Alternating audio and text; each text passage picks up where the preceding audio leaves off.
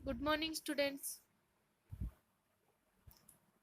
Today we are going to discuss the question answer part of the chapter The Intelligent Advice. बच्चों, पहले हम कुछ difficult word का meaning जान लेते हैं, उसके बाद क्वेश्चन आंसर करेंगे। फ्लॉक, ये नाउन है। ग्रुप ऑफ बर्ड्स और एनिमल्स, मतलब कुछ पक्षियों का झुंड या फिर पशुओं का झुंड। अपरूट, अपरूट मतलब to remove from the earth, मतलब उखाड़ना, मिट्टी से उखाड़ देना। क्रीप, क्रीप ये वर्ब है। Move slowly and carefully to avoid being noticed, मतलब क्रीप मतलब लिपट जाना। डेस्ट्रॉय, डेस्ट्रॉय मतलब डिमोलिश और पुल डाउन, मतलब नष्ट करना। रैप्ड, रैप्ड मतलब कवर्ड, मतलब कवर करना। प्रिज्यूमिंग मतलब बिलीविंग, मतलब बिलीव करना और विश्वास करना। Rescue, save from A dangerous situation, मतलब खतरा से बचाना, सुरक्षा देना। रिपेंट, रिपेंट मतलब फील रिग्रेट, मतलब पश्चाताप। प्रिटेंड मतलब मेक ए फॉल्स सॉन्ग, मतलब दिखावा करना और नाटक करना। इग्नोर, डिसरिगार्ड और टेक नो नोटिस, मतलब इग्नोर मतलब अनदेखा करना।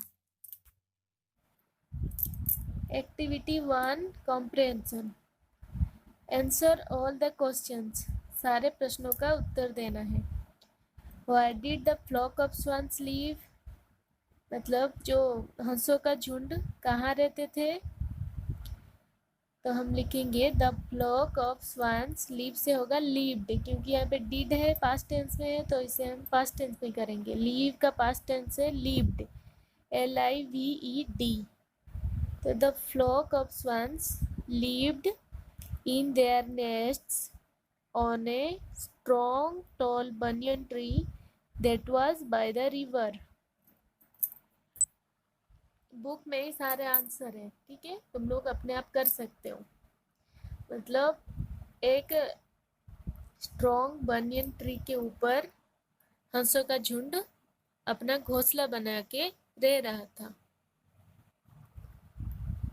What did the oldest swan say to the other swans, मतलब जो बूढ़ा स्वान था, जो बूढ़ा हंस था, वो बाकी हंसों से क्या बोला, क्या बोला था, तो हम लिखेंगे द ओल्डेस्ट स्वान, से होगा said, SAID, said।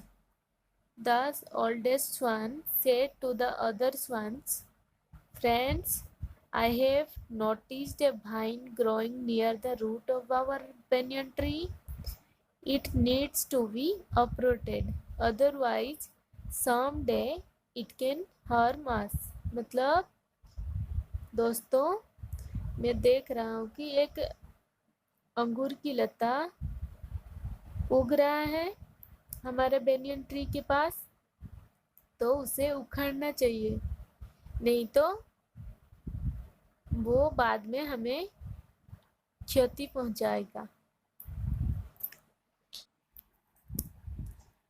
3I, what will happen if the vine grows, अगर वो वाइन बड़ा हो जाएगा तो क्या होगा, तो लिखेंगे if the vine will grow, some snake or hunter can easily climb up the tree and catch the swans। ठीक है, मतलब अगर वो वाइन बड़ा हो जाएगा तो कुछ सांप और शिकारी आसानी से पेड़ के ऊपर चढ़ जाएंगे और हंसों को पकड़ लेंगे। What did the swans reply to the oldest swan, तो वो हंसों ने बूढ़ा हंस को क्या उत्तर दिया, तो लिखेंगे the swans replied, REPLIED, replied The swans replied to the oldest swan that there is no need to get, one can harm us. There is nothing to worry. Why to fear a vine which has not grown yet? मतलब हंसों ने वो बूढ़ा हंस को उत्तर दिया कि एक wine के लिए क्यों डरना जो अभी तक बड़ा भी नहीं हुआ है, तो चिंता करने की कोई बात नहीं है। How did the swans respond to the advice of the oldest swan? मतलब हंसों ने वो बूढ़ा हंस के एडवाइस का कैसे जवाब दिया? आंसर लिखना।